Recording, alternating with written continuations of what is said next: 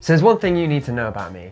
I love melodrama, and I mean love melodrama. Just give me a sad story with like dramatic music and I'm yours for the night. And this movie is pure melodrama. This is going to seem to you at first that I don't really like this movie, but I'm going to explain to you at the end why I think you should watch it despite all of its flaws. It's about a hooker with a heart of gold who lives in small town America who is turning tricks in order to leave the small town and go to San Francisco. Hey, Bear. Yeah, man. You ever been to San Francisco? Of course. Was it nice? It's all right. It's important to note that this movie was not very well received. It currently sits at 42% on Rotten Tomatoes, but we don't care about any of that. It's sad, it's well acted, and it cranks the sappy feels up to 100%. What more could you want? Depth. It's also worth noting that I don't think the studio had that much faith in this movie because they have only released it on DVD. I can't get it on Blu-ray, even though on Amazon Prime it's in HD. They just didn't want to print the discs, I guess. And the copy I have is in German. What? You think I should get my GED? Because I've been thinking that... You're a waitress. Oh, doesn't matter. How much do I owe you? How does 11 sound? I only have 9. 9's great. Thanks. Thank you, Mr. Daniels. You're welcome. So on to the movie at hand. The main character, Katie, is endlessly optimistic, and the movie just does its best to try and ruin her outlook on life.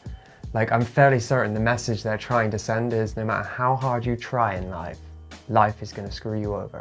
Katie's optimism is so over the top, it is outright cartoony at times. Like, watch the scene where she tries to tell her mother that like a knight in shining armor will come one day and whisk them all away. And then she watches a woman beat a kid around the head and she's like, well, alrighty y'all, good night. Some guy's bound to come along and sweep you off your feet. Take you out to Reno and buy you a house like you've always wanted. Doesn't work like that. Yeah, it does. Willie, you believe in love? Yeah. Good. What in the hell are you doing? We were out celebrating Rose. I've got a date tomorrow. Well, I don't want my boy hanging around either one of you. The last thing I need is for him to turn on me, too. You should be grateful my daughter just bought your son a meal. I'll be grateful when you stop fucking my man. And try doing it yourself. Mama. What the fuck do you think you're doing? Good night, Willie. Willie, get that little fucking ass over here. Night, Rosa. Right now. It's almost as if she's severely depressed and she's just like forcing a smile in like a fake it till you make it kind of way. But I just don't feel like this movie is clever enough to actually be doing that. Or maybe it is, I don't know. Her boyfriend might very well be the dullest character that has ever been put to screen. Like when they were filming it, I'm pretty sure the director would have said to him, yeah, like that, but duller. Let's go again. So you're from Phoenix? Tempe. I've never been. It's nice. It's all right, yeah.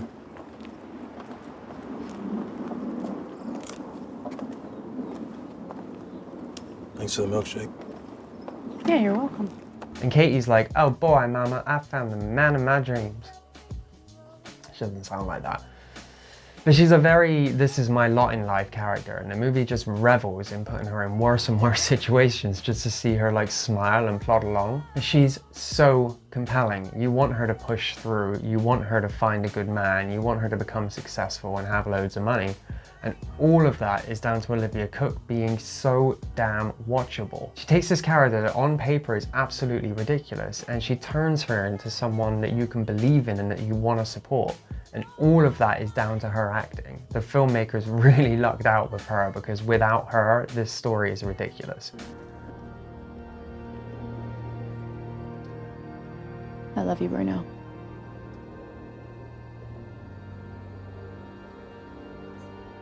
You do?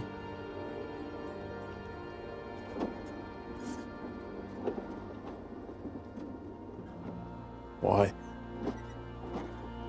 But the main reason I like this movie is because it reminds me that sometimes movies can just be all right. Like these days, if a movie doesn't have like great direction, a stellar script, or like some kind of dramatic reveal, it's just thrown onto everybody's movie sucks pile. and it's forgotten about. We've forgotten about those small movies that you would discover just like flicking through the television late at night, and you'd watch it because there was nothing else on, and at the end you'd go, it was all right. This is one of those movies. The cinematography, it's all right. Direction, it's all right. Script, editing, music, it's all right. The main character is played just compelling enough that if you flip to this on a Sunday evening one day, you'd probably sit through its incredibly short runtime and not be annoyed that you did. We need to stop calling movies like this one bad. They're all right, and you should check it out.